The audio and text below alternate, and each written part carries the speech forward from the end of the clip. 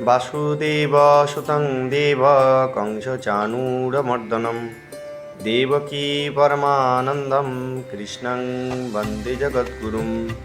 एकादशं नमो देव्यै महादेव्यै नमो नमः।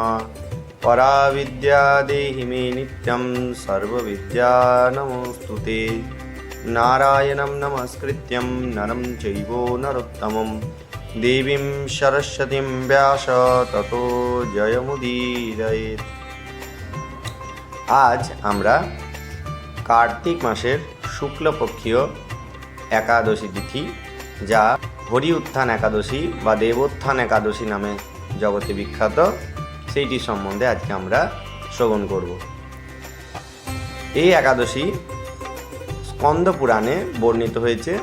এই একাদশীর দেবতা হচ্ছেন ভগবান শ্রীকৃষ্ণ এবং এই একাদশীর দেবীর নাম হচ্ছে দেবী প্রবোধিনী। এই একাদশী তিথির থেকেই কিন্তু আগামী 5 দিন অর্থাৎ একাদশী, দ্বাদশী, ত্রয়োদশী এবং চতুর্দশীর দিনে মতান্তরে ভীষ্ম পঞ্চক ব্রত বা বক পঞ্চক ব্রত শুরু হচ্ছে, যা ভগবানের অত্যন্ত প্রিয়। এই একাদশীর দিনে ভগবানের শ্রীচরণে পদ্মফুল, দ্বাদশীর দিনে ভগবানের জংহাতে বিল্লপত্র, ত্রয়োদশীর দিনে ভগবানের নাভি কমলে অগরু, কর্পূর এবং চন্দন মিশ্রিত গন্ধ, চতুর্দশীতে ভগবানের স্কন্ধে জবা পুষ্প এবং পূর্ণিমার দিনে ভগবানের মস্তকে চূড়াতে মালতী লতার পুষ্প, এইটি দিয়ে কিন্তু ভগবানের মাধবী বা মালতী লতার পুষ্প দিয়ে ভগবানের এই বক পঞ্চক বা ভীষ্ম পঞ্চকের ব্রত করতে হবে। প্রাতঃ স্নান তথা জীবহিংসা বর্জন তথা বহুবীজ তথা দ্বিবীজ দ্রব্য বর্জন করে এই ব্রত আমাদের করণীয়। তো চলুন আজ আমরা এই দেবোত্থান বা হরি উত্থান একাদশী সম্বন্ধে জেনে নিই এবং তার মাহাত্ম্য সম্বন্ধে এবারে আমরা অবগত হই। এই একাদশীর মাহাত্ম্য প্রসঙ্গে যুধিষ্ঠির মহারাজ ভগবান শ্রীকৃষ্ণচন্দ্রকে জিজ্ঞেস করলেন যে, হে প্রভু, আপনি দয়া করে বলুন কার্তিক মাসের শুক্লপক্ষের যে একাদশী তার মাহাত্ম্য এবং মহিমা সম্বন্ধে আমি শুনতে ইচ্ছা করি। আপনি দয়া করে এর মাহাত্ম্য প্রসঙ্গে আমাকে বিস্তৃতভাবে এর লীলা কথা বর্ণনা করুন। কার্তিক মাসের শুক্লপক্ষের একাদশী উত্থান বা প্রবোধিনী একাদশী নামে বিখ্যাত। বলো বলো, প্রবোধিনী একাদশী কি জয়। ইহা ব্রহ্মা পূর্বে নারদের নিকট বর্ণনা করেছিলেন। আজ আমার এই কথা তুমি শ্রবণ করো। প্রজাপতি ব্রহ্মাকে নারদমুনি বললেন, হে মহাত্মন, একাদশীতে ভগবান শ্রী গোবিন্দ শয়ন অবস্থা হইতে জাগরিত হন, তাই এটি প্রবোধিনী বা উত্থান একাদশী নামে বিখ্যাত। এর মাহাত্ম্য সম্বন্ধে আপনি সবিস্তারে আমার কাছে কীর্তন করুন। ব্রহ্মা বলেন, হে মুনিশ্রেষ্ঠ, উত্থান একাদশী যথার্থই পাপ নাশিনী, পুণ্যবর্ধিনী এবং মুক্তিপ্রদ। উক্ত একাদশী নিষ্ঠার সহিত পালন করলে সহস্র অশ্বমেধ যজ্ঞের পুণ্যফল লাভ হয়। শত শত রাজসূহ যজ্ঞের ফল অনায়াসেই লাভ করা যায়। আর জগতের দুর্লভ বস্তুর প্রাপ্তির কথা কি বলবো, অবশ্যই তা লাভ হয়। এই ব্রতের প্রভাবে পর্বততুল্য পাপরাশিও বিনষ্ট হয়ে যায়। যাহারা একাদশীতে রাত্রি জাগরণ করেন তাহারা সমস্ত পাপ তুলা রাশির অগ্নিদগ্ধ হওয়ার ন্যায় ভস্মীভূত হয়ে যায়। এই ব্রত উপবাসে শ্রেষ্ঠ মুনিগণ তপস্যার ফল প্রাপ্ত হন।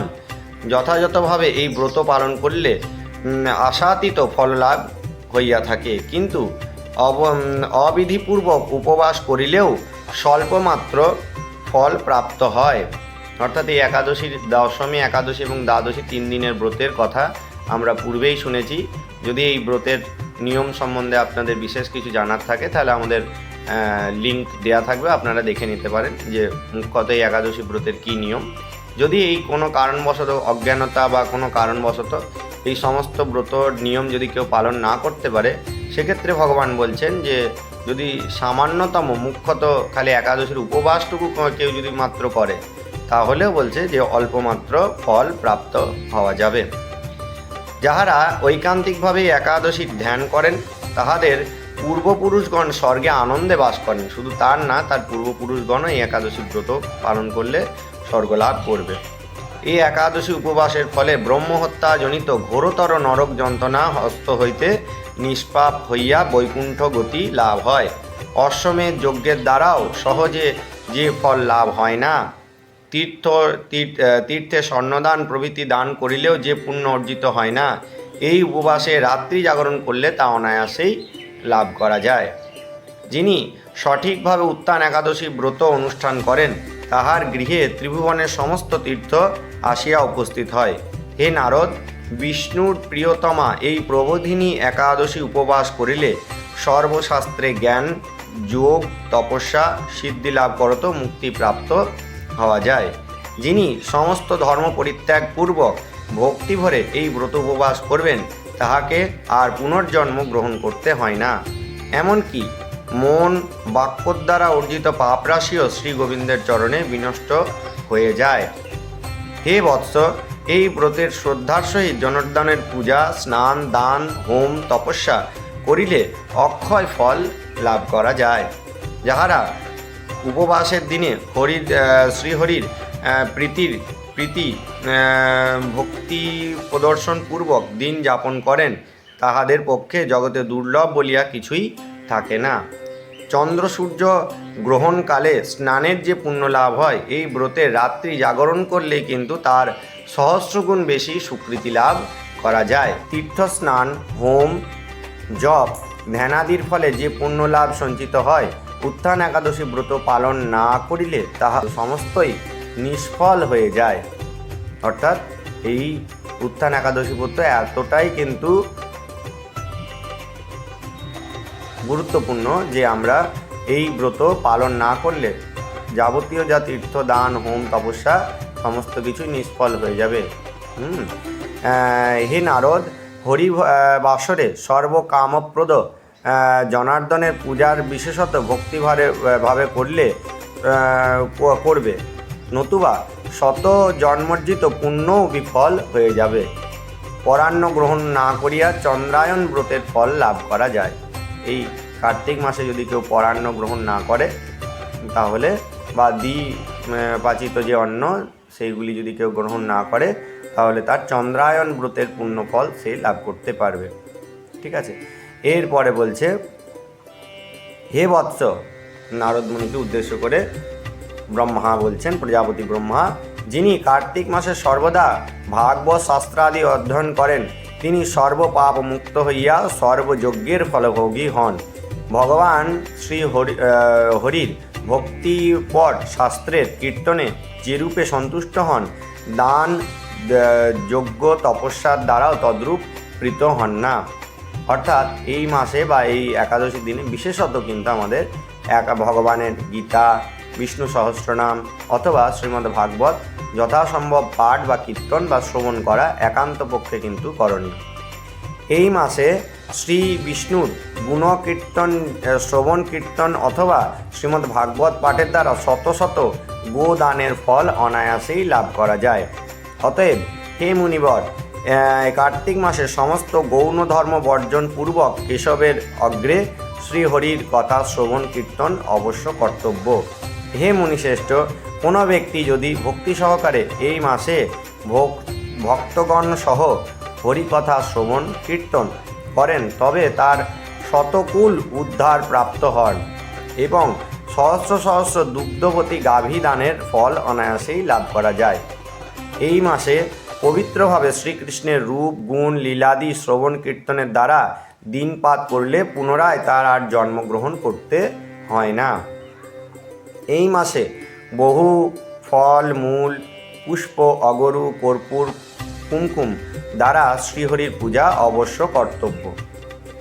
এ প্রসঙ্গে স্কন্দপুরাণে একটি শ্লোক বর্ণনা হচ্ছে, বিল্লপত্রৈশ্চ যে কৃষ্ণং কীর্ততে কলিবন্ধন পূজয়ন্তী মহাভক্তা মুক্তি তেষাং ময়োদিতা।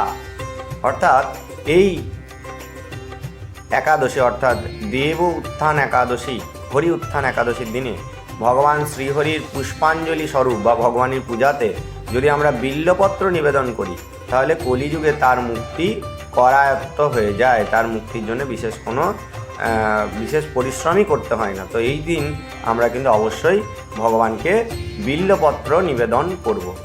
আর কি বলছে না, এই বিশেষ দেব প্রবোধিনী একাদশীতে, অন্য দিন তো অবশ্যই করা যায়, বিশেষ করে দেব প্রবোধিনী একাদশীর মাহাত্ম্য প্রসঙ্গে ব্রহ্মা নারদমুনিকে বলছেন, তুলসী দল পুষ্পৈশ্চ পূজয়ন্তী জনার্দন। এই দিন ভগবান শালগ্রাম নারায়ণ মূর্তিতে কৃষ্ণরূপে আমরা যদি পুষ্প, উত্তম পুষ্প, পদ্মপুষ্প আদি পুষ্প এবং তার সঙ্গে তুলসী মঞ্জুরি, 2 পত্র সহ একটি কোমল তুলসী মঞ্জুরি দিয়ে যদি আমরা ভগবানকে পূজা করি, তাহলে ভগবান কিন্তু এমন কোনো দ্রব্য নয়, এমন কোনো বস্তু নয় যে তার দ্বারা আমরা লাভ করতে পারবো না। তো অবশ্যই এই বিশেষ দিনে কিন্তু, যেহেতু ভগবতী তুলসী দেবীর সেই দিন শালগ্রামের সঙ্গে বিবাহের তিথি, তো সেই জন্যে কিন্তু তুলসী শালগ্রাম বিবাহ তথা তুলসী মঞ্জুরির দ্বারা, বিল্বপত্রের দ্বারা ভগবানের অর্চন, শালগ্রাম মূর্তিতে বিশেষত অর্চন করলে কিন্তু আমরা অবশ্যই কিন্তু আমাদের বাঞ্ছিত ফল আমরা লাভ করতে পারব। বলা হচ্ছে যে এই মাসে সমস্ত তীর্থ পর্যটনের যে পুণ্য সঞ্চয় হয়, উত্থান একাদশীতে শ্রীকৃষ্ণের পাদপদ্মে অর্ঘ্য প্রদান করলে তার কোটিগুণ বেশি স্বীকৃতি লাভ করা যায়। আগেই বলা হলো যে তুলসী মঞ্জুরি, বিল্বপত্র, দূর্বা দিয়ে ভগবানের চরণে অর্ঘ্য অর্থাৎ পুষ্পাঞ্জলি প্রদান করলে আমরা সমস্ত তীর্থের দর্শনের ফল আমরা ঘরে বসেই কিন্তু ভগবানের চরণ সেবা করে আমরা লাভ করতে পারবো। শ্রবণ, কীর্তন, স্মরণ, বন্দন, নববিধা ভক্তি, ভাগবতে যেটি বর্ণনা আছে, শ্রবণং কীর্তনং বিষ্ণু স্মরণং পাদসেবনম অর্চনং বন্দনং দাস্যং সক্ষং আত্মনিবেদনম। এই নববিধা ভক্তির সহিত তুলসী দেবীর সেবনের জন্যে যাহারা বীজ রোপণ, জলসেচন করেন, তাহাদের মুক্তি লাভ করিয়া সহস্র সহস্র বৎসর বৈকুণ্ঠবাস করে থাকেন। এই কার্তিক মাসে কিন্তু তুলসীর সেবা, তুলসীর বন্দন, তুলসীর রোপণ, তুলসীর সেবা, যাবতীয় তুলসী পত্রের দ্বারা ভগবানের সেবা যাবতীয় করা হয়, তাহলে তার মুক্তি তো করায়ত্ত হয়ই, তার বিষ্ণু সান্নিধ্য লাভ কিন্তু অবশ্যই কিন্তু তার প্রাপ্ত হয়। হে নারদ, সহস্র সুগন্ধি পুষ্পের দ্বারা দেবতা অর্চন করিলে বা সহস্র সহস্র যজ্ঞের দানের যে ফল লাভ হয়, কার্তিক মাসে ভগবান শ্রীহরির চরণে একটি মাত্র তুলসী পত্র অর্পণ করলে তার অনন্ত কোটি গুণ বেশি ফললাভ করা যায়। তো অবশ্যই কিন্তু এই দিন আমরা তুলসী দেবীর পূজা তথা তুলসী পত্র, তুলসী মঞ্জুরির দ্বারা ভগবানের শ্রীঅঙ্গের সেবা আমরা অবশ্যই করব, এটি কিন্তু শাস্ত্রে বর্ণনা করা হচ্ছে। এবং চ আচরেত প্রাজ্ঞ সু অনন্ত ফলমাপ্নুয়াত, বলা হচ্ছে স্কন্দ পুরাণে যে এই রকমভাবে এই ব্রতর নিষ্ঠা সহকারে যদি কেউ ব্রত পালন করে, এই একাদশী ব্রত পালন করে, প্রবোধনী একাদশী ব্রত পালন করে, তাহলে সে অনন্ত ফল লাভ করবে।